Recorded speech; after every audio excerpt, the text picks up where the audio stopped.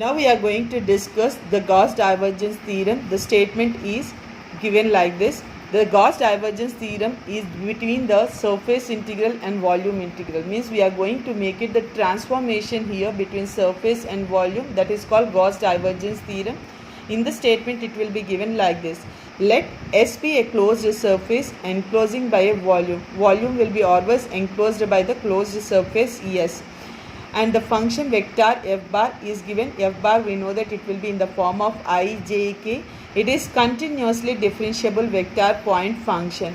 When you find out del dot ef, it is always differentiable in that vector point function also. Then the surface integral. Then the Gauss divergence theorem is given like this. Volume integral div f. Div means you are going to make it divergence of f bar, that is written as del dot f bar here. dv is nothing but dx, dy, dz. Volume integral you are making means you are going to convert into the triple integral here, which is equal to surface integral means double integral you are making. F bar, it will be the vector equation. N bar or n cap, both are the unit normal vector on the surface. ds, you are going to make it surface on the plane.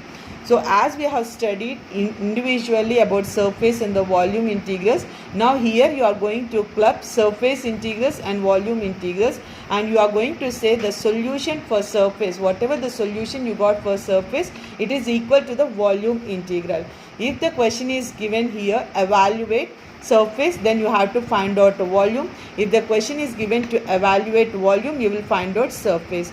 If the question is given to find out verify, then you have to show LHS is equal to RHS.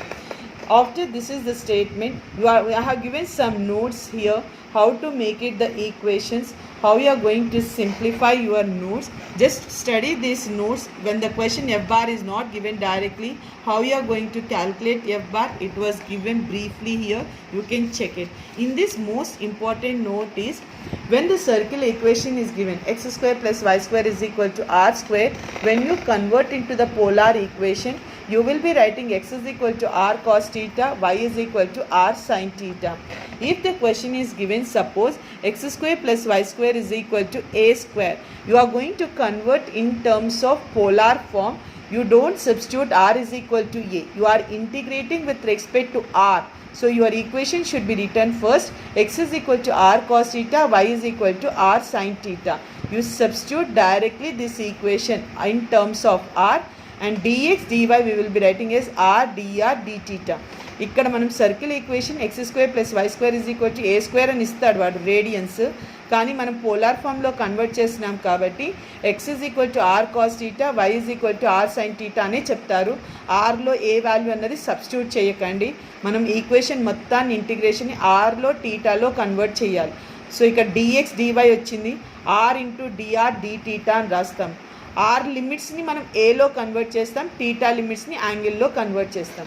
So ఇక్కడ ఒకవేళ క్వశ్చన్లో closed surface of a circle అంటే మీరు are limits 0 to a తీసుకుంటారు. ఈ 0 to a అన్నది అది closed అవ్వనియండి, above x axis, line in the first quadrant, ఏదైనా సరే రేడియన్స్లో చేంజెస్ ఏమీ ఉండవు, మీకు చేంజెస్ ఓన్లీ యాంగిల్లోనే ఉంటుందమ్మా. యాంగిల్లో ఉన్నప్పుడు ఇక్కడ క్లోజ్డ్ ఫిగర్ అన్నప్పుడు టీటా టెన్స్ టు 0 to 2π అనండి క్లోజ్డ్ సర్కిల్ అన్నప్పుడు. ఒకవేళ సర్కిల్ అబోవ్ ఎక్స్ యాక్సిస్ అన్నారు, అబోవ్ ఎక్స్ యాక్సిస్ అంటే 0 నుంచి 80 degrees 180 degrees వరకే ఉంటుంది. ఆర్లో చేంజెస్ ఏమీ లేదు, రేడియన్స్లో 0 to a అనే రాస్తారు, టీటా మాత్రం 0 to π అని రాస్తారు. ఇదే సర్కిల్ ఓన్లీ ఫస్ట్ క్వాడ్రంట్లో ఉంది. సో మీకు ఇక్కడ ఇలా ఉంటుంది circle, x axis negative x axis, y axis negative y axis. Circle closed figure అంటే మొత్తం తీసుకుంటారు, అబోవ్ ఎక్స్ యాక్సిస్ అంటే ఓన్లీ 0 to 180 degrees వరకే తీసుకుంటారు. ఒకవేళ మీరు only in the line in the first quadrant అంటే ఇక్కడ ఫస్ట్ క్వాడ్రంట్ తీసుకుంటారు. మీరు ఇక్కడ theta is equal to 0, theta is equal to π/2, theta is equal to π, here theta is equal to 3π/2 means when you are completing the total surface it becomes the 360 degrees here. So me simplification ఇలా ఉంటుంది. So closed figure అన్నప్పుడు 0 to 2π, above x axis అన్నప్పుడు 0 నుంచి 180 degrees, line in the first quadrant అంటే 0 is equal to π/2 అని తీసుకుంటారు. So based on the question you are going to make it. So here So based on the given circle, based on the hint, the theta limits will be converted. So ఇక్కడ r tends to 0 to a అన్నది common. మీ equation మొత్తం polar ఫామ్ని rలో dθలో convert చేస్తారమ్మా. So are వాల్యూలో ఎక్కడ కూడా ఏ అన్నది మీరు ప్రాబ్లంలో సబ్స్టిట్యూట్ చేయలు, ఓన్లీ లిమిట్స్లో మాత్రం 0 to a అని రాస్తారు. ఇదే క్వశ్చన్ ఒకవేళ స్పియర్ ఇచ్చాడు, స్పియర్ని సర్కిల్లో కన్వర్ట్ చేశారు అని చెప్తాం. So sphere x² + y² + z² = r అన్నాడు, is given and lying above x axis అన్న upper half of the axis అన్న ఇన్ సర్ఫేస్ ఇంటిగ్రల్. మనకి సర్ఫేస్ ఇంటిగ్రల్లో ఈ క్వశ్చన్స్ చేశాము. అక్కడ మాత్రం స్పియర్ ఈక్వేషన్ సర్కిల్లో కన్వర్ట్ అవుతే you should understand that it is a closed figure. మీ 3D జామెట్రీలో స్పియర్ ఇలా ఉంటుంది.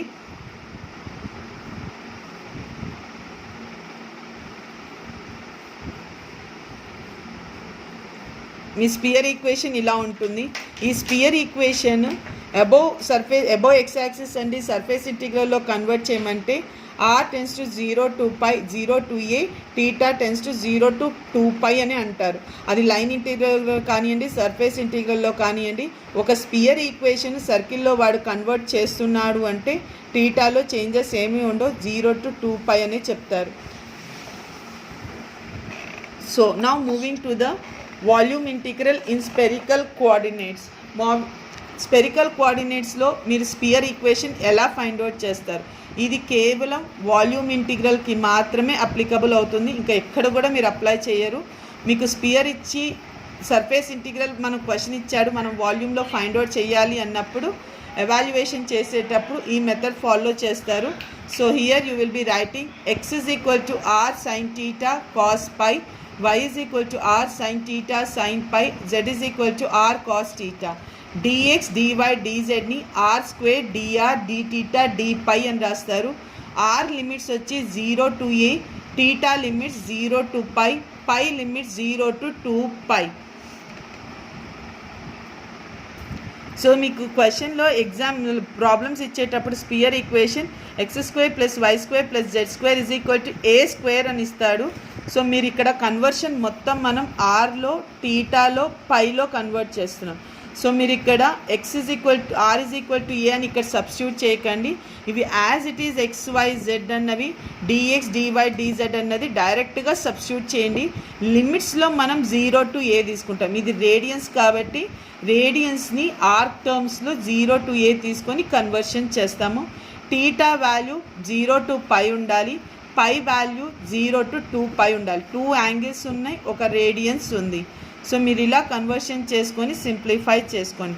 ఇంకా సిలిండర్ ఈక్వేషన్ ఇచ్చినప్పుడు ఒకవేళ క్లోజ్డ్ సిలిండర్ ఈక్వేషన్ ఇస్తే మీకు ఇక్కడ నేను 3 కేసెస్లో డిఫైన్ చేశాను. డిపెండ్స్ అపాన్ ద క్వశ్చన్ మీరు సింప్లిఫై చేస్తారు. జస్ట్ ఒక కేస్ మీకు క్లియర్గా ఎక్స్ప్లెయిన్ చేస్తున్నాను, రిమైనింగ్ కేసెస్ కూడా సేమ్ అంతే ఉంటాయి. ఒకవేళ మీకు x = 0, x = a అని ఎగ్జాంపుల్గా తీసుకున్నాం, ఇచ్చాడు. సో సిలిండర్ ఈక్వేషన్ వచ్చి y² + z² = r² అన్నాడు, క్లోజ్డ్ సర్ఫేస్ అన్నాడు. Then you are going to convert the volume integral limits. ఇది కేవలం వాల్యూమ్ ఇంటిగ్రల్లో కన్వర్ట్ చేసేటప్పుడే ఈ సిలిండర్ ఈక్వేషన్ ఇలా కన్వర్ట్ చేస్తారు. సో ఎప్పుడైతే క్లోజ్డ్ సర్ఫేస్ అన్నారో మీ లిమిట్స్ ఎప్పుడు కూడా సింప్లిఫికేషన్ చేసేటప్పుడు నెగిటివ్ వాల్యూ నుంచి పాజిటివ్ వాల్యూకి వెళ్ళాలి. సో ఇది కూడా నేను క్వశ్చన్ ఒకటి ఎక్స్ప్లెయిన్ చేశాను. సో క్వశ్చన్ ఒకసారి మీరు చూడండి. క్లోజ్డ్ అయితే నెగిటివ్ నుంచి పాజిటివ్కి వెళ్ళాలి. ఓపెన్ వాల్యూమ్ ఇంటిగ్రల్ కాకుండా అది ఏదైనా సర్ఫేస్ ఇంటిగ్రల్ అన్నప్పుడు then you will be taking as 0 to అని చెప్పాము. So depends upon the question the limits అన్నవి చేంజెస్ అవుతూ ఉంటాయి. Next the question given cone అన్నప్పుడు we discussed in the question here also that cone should always lie in the first octant అన్నాం. So x y z limits 0 తీసుకుంటాం. Upper limits ఇచ్చిన క్వశ్చన్ని బట్టి upper limits అన్నవి calculate చేస్తాం. మీరు integrations చేసేటప్పుడు ఇక్కడ ఒకవేళ ఇంటిగ్రేషన్లో ఎక్కడైనా -a to a వచ్చింది, ఇక్కడ ఏదైతే ఫంక్షన్ ఉంటుందో ఆ ఫంక్షన్ ఒకవేళ ఈవెన్ ఫంక్షన్ అయితే మీరు twice of 0 to a convert చేసుకోవచ్చు. ఇది ఆల్రెడీ మీరు ఇంటర్మీడియట్లో చదివారమ్మా. సో ఇక్కడ volume integral volume of the spear అని చెప్తున్నాం 4/3 πr3, surface area of a circle πr², area of a triangle ½ into b into h. ఈ మూడిటి మీద కూడా మనం క్వశ్చన్స్ చేసాం. ఎప్పుడు అప్లై చేయాలి అన్నది క్వశ్చన్స్ చేసాము. Just checkout those videos and you will understand how you are going to apply these formulas here.